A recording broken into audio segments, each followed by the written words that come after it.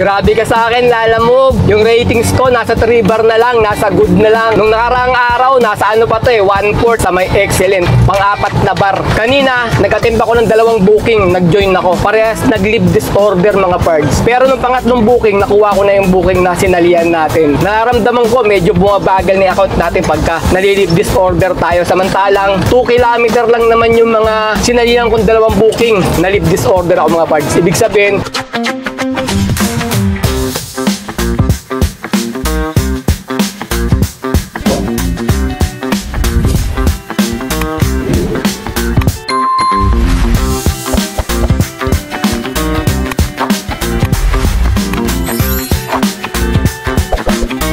good day mga pards! Today is another booking day na naman tayo. September 9 ngayon, Tuesday 2025. Time check, 9:17 AM. First booking from San Bartolome going to Manila sa halagang 1,135. Ang layo ng pickup location ay 2.5 km. 1,000 kg to. Papunta na kami sa may pickup location. Grabe ka sa akin, Lalamove. Yung ratings ko, nasa 3 bar na lang, nasa good na lang. Nung nakaraang araw, nasa ano pa to 1/4 sa may excellent. Pang-apat na bar. Kanina, nag-attempt ako ng 2 booking, nag-join ako. Parehas nag-leave disorder mga pards. Pero nung pangatlong booking, nakuha ko na yung booking na sinalihan natin. Nararamdaman ko, medyo bumabagal na yung account natin pagka nalilive disorder tayo. Samantalang 2 kilometer lang naman yung mga sinalihan kong 2 booking na leave disorder ako mga pards. Ibig sabihin, mabagal yung account natin, nauunahan tayo. Kaya kinikik tayo ni Lalamove. 5 driver ang pwede mag-join eh. Ibig sabihin, nagiging pang-anim tayo. Kaya kinikik na tayo, nalilive disorder tayo sa mga booking. Hindi naman ako nagka-cancel mga pards eh, kasi mga nakarang araw na-cancelan din ako, pero client ang nagka-cancel. Gawa ng iba, pagka nakuha ako, biglang ika-cancel, magugulat ka na lang, cancel na agad. Pagkatapos yung iba naman, pagka nakuha mo, tinawagan mo, sabihin ika-cancel daw kasi mali daw yung mga address na nilagay nila sa mga pinpoint, ganun. Daming dahilan, tapos sige, cancel na lang, ganun. Wala tayong magagawa, gusto ng client yun eh. Yung iba naman, malalaki, ganun, hindi mag-cash kaya kina-cancel. Pero lahat ng mga yon, kina-cancel naman ng client natin, pero patuloy pa rin bumababa yung cancellation ratings natin mga parts. Awit kilala mo be, no? Ganyan yung ano, nagpapahirap sa atin eh. Kahit di naman natin kasalanan, bumababa pa rin yung ratings natin. Ito pala mga parts, pick up natin oh. Kala ko yung ganito, septic tank. Ito pala yun. Magkataklob siya. Kaya pala ano to, priority. Kasi malaki pala. Ano ba yun? Septic tank daw eh. Ano ba septic tank? Di ba sa ano yun? Inodoro? Diba yun, di ba? O yun nga. May sir? Iniipunan niya? High-tech na pala ngayon, no? May ganyan na.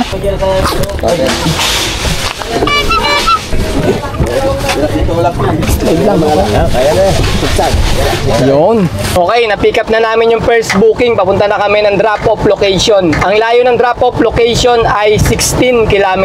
Alright, let's go. Yung first booking namin mga pards, priority booking to. Kaya malaki siya. Papunta lang to ng Pandacan, Manila. Diretso na namin kasi puno na rin eh. Ang laki ng dala-dala namin eh. Time check tayo, 9:58 AM. Tingnan natin kung anong oras kami makakarating doon mga pards sa may drop-off location. Iwas muna tayo sa cancellation ngayon mga pards eh. Gawa ng bumababa ng ratings natin. Kahit ano, basta makuha namin booking, i-deliver namin ni tatay kahit na mahirap. Wag lang yung ano, yung pagdating namin, nakuha na ng ibang driver. Pag ganon, wala na. Wala na talaga tayo magagawa kasi na-pick up na ng iba eh. Talagang makakansilan tayo nun. Nandito na tayo mga pards sa may bandang Talipapa. Papunta na to ng Sangandaan Project 8 via Quirino Highway. Dito, traffic na naman mga pards. Kaya gagamitin na namin ang aming time space warp. Mahal na po mangyayar, gagamitin na po namin ang aming time space warp ngayon din.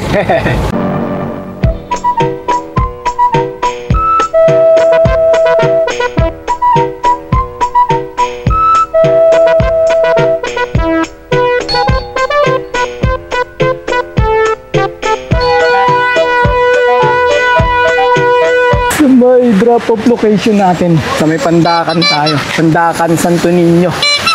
Sir, dito ba yung magbabayad ng ano? GCash? Sila po magbabayad. Sila? Nandito lang sir, ato. Ano ka muna?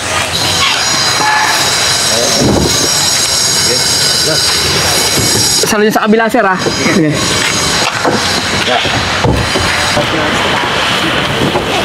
Ito yung pangalan sir. Ako na lang magbabayad. Yan, tama yan sir. Kaya lang sir. Kayo ba mag-send? Opo. Ay, nasend na po ba niya? Kaya lang, tignan ko lang. Balik ko na lang kung ano. Opo. Yan, nasend na. Nag-send ka na ba? Nasend na. Balik nyo na lang, sir. Sige, balik ko na lang. Nagkasta Eh, hindi pa kayo sa akin. Binod ko kasi kaya pagtingin ko. Hindi kasi sumasagot eh. Sumasagot Bali, 11:30 ng umaga mga pards. Wala pang alas 12. Natapos namin yung first booking namin dito sa may Jesus Street, Pandakan. Ngayon, gagawin namin ni tatay dahil malapit naman kami sa may Binondo. Bababa kami ng Binondo para doon kami maghahanap ng mga booking mga pards. Time check, 12:23 PM. May second booking na kami. From Manila going to Marikina sa halagang 781. Ang layo ng pickup location ay 600 meters lang. 1,000 kg to. Papunta na kami sa may pickup location. Yan mga parts, pick up natin, second booking. Mga ano, urinal yan sir? Urinal pala. Pick up natin, urinal. Ito yung pick up namin mga parts. Medyo madami din. Siguro mga 300 kg na lang masasakay namin dyan. Kanina, septic tank. Ito naman gan, inodoro. Set na. Isang set na yung nakuha namin. Saktong-sakto. Bali, mag-aabang kami ni tatay ng 300 kg na lang mga parts. Kasi hindi pwedeng patungan. Baka mabasag yung mga inodoro na yun.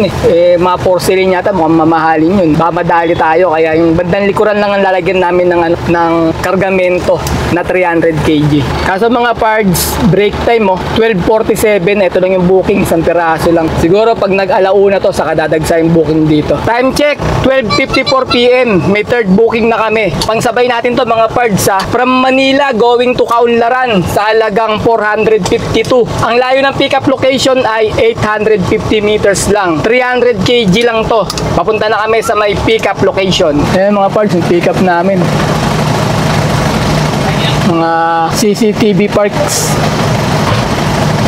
Okay mga parts, na-pick up na namin yung dalawang booking. Papunta na kami sa may drop-off location. Ang layo ng drop-off location ay 8.5 km. Alright, let's go! Una namin di-deliver mga parts sa may Kaunlaran muna. Kasi dyan lang sa may ano yun eh. Dyan lang yun sa may Benitez, Cubao. Kaya madadaanan namin to bago kami dumating ng Marikina. Yun yung una nakuha natin, yung mga inodoro. Sa may Marikina ang drop-off kasi nun. Sakto lang mga parts kasi madadaanan lang natin yung Cubao bago tayo pumunta ng Marikina. Sayang at marami yung ano natin eh, yung unang nakuha ang booking. Kasi mga babasagin din, di pwede gano'ng patungan, baka mabasag natin, madamage, mayayari tayo. Kaya sinakto lang namin 300 kg yung sa may bandang likuran lang ang pwedeng kargahan eh. Di na namin pinatungan, baka mabasag kasi. Maganda na yung maingat tayo kaysa kumita nga tayo ng malaki, di ba? Tapos wala rin mangyayari. Kaya kailangan, yung sakto lang din kinukuha natin para hindi tayo ma-hassle sa pagdi-deliver. Kasi napakahirap din eh, pagka tinataranta tayo ng mga customer natin sabay-sabay eh. Dito lang talaga kami nagtagal mga parts sa may recto. Pakaliwa ng Ligarda mga parts. Pagka diniretso natin yan, Mindiola yan eh. Ito laging traffic tong kalsadang to. Recto, paliko ng Ligarda. Nakakaano na kami. 20 minutes na kami nakahinto dito eh. Nagrarambu lang kasi yung mga sasakyan dyan eh. Pagkaliwa dito ng Ligarda. Gawa ng isang lane lang yung pwedeng daanan eh. Sa kanan lang eh. Pagka diretso ka. Pagka kakaliwa ka, sa kaliwa ka pumesto. Pulling lang kasi yan. Pag sa kaliwa ka pumesto, hindi ka kakaliwa, dumiretso ka. Huling ka. Kaya lahat nagsisiksikan sa kanan. Yan sir, mga CCTV sir. Lahat? Ayun lang, yung sa TV na yan. Iba na yun nandun sa dulo. Yan, ganyan. Ay. Yan. Okay mga parts, tapos na natin i-deliver yung second booking natin. Papunta naman tayo ng third booking drop-off. Ang layo na lang ng drop-off location ay 8.9 km.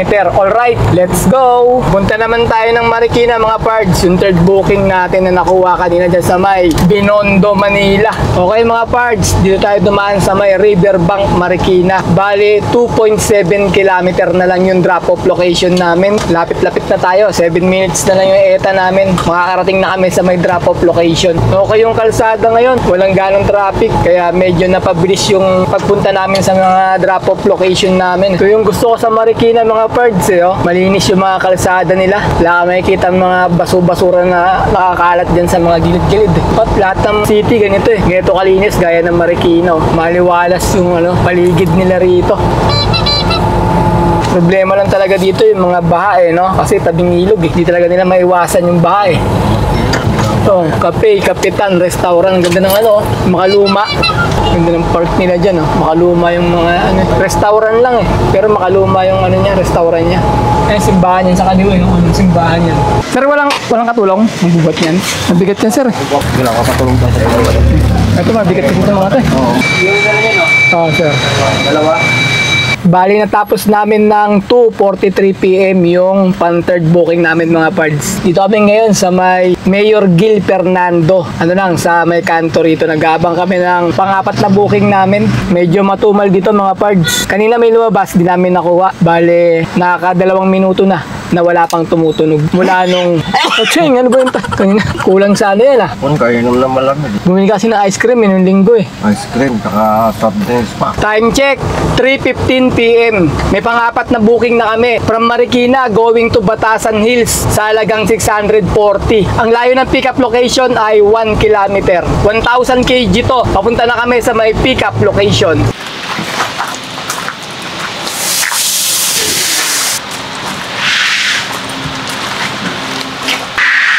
Ito rin siya mag-receive dun sana. Mag-picture lang tayo. Okay, salamat sir. Okay, na-pick up na namin yung pang-apat na booking. Papunta na kami ng drop-off location. Ang layo ng drop-off location ay 14 km. Alright, let's go! Buti nakakuha pa tayo mga pards. Lumalaban pa yung ano natin, account natin. Nakakuha pa ng booking. Maaga pa naman eh, 3:24 PM pa lang.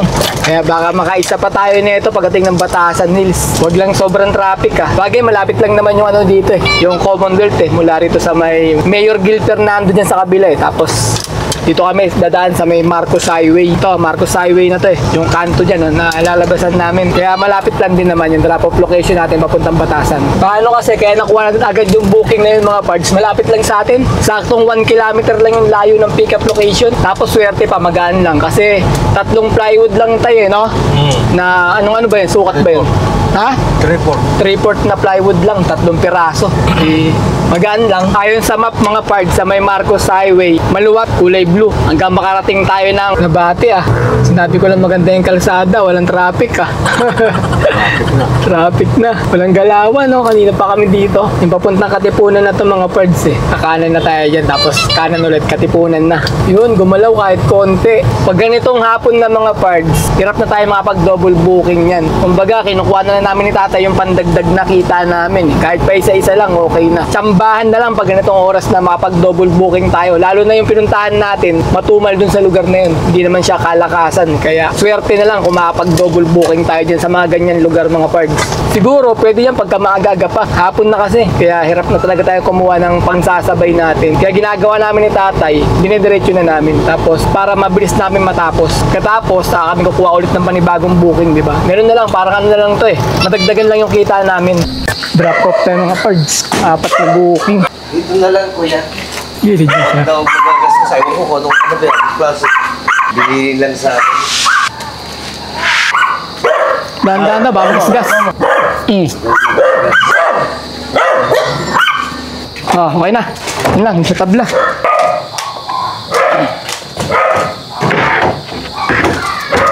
Dahan-dahan. Bale, 5:08 na ng hapon mga pards. Natapos namin yung pang-apat na booking namin ng 4:45. Bale, uuwi na kami ni tatay. Mag-income reveal tayo. Ayan yung kinita namin sa 4 na booking. Naka 2,406 kami. Bale, wala kami nakuha tip ngayon mga pards kasi puro sakto lang yung binabayad mga customer natin. Kaya yung 2,400, babawasan na lang namin ng 700 na diesel at 200 na pangkain. Bale, 900 yun. 2,400 minus 900 equals 1,500 mga parts. Ayun, naka 1,500 kami na malinis. Labas na rin yung pangkain, pan-diesel, saka yung commission nila alamove.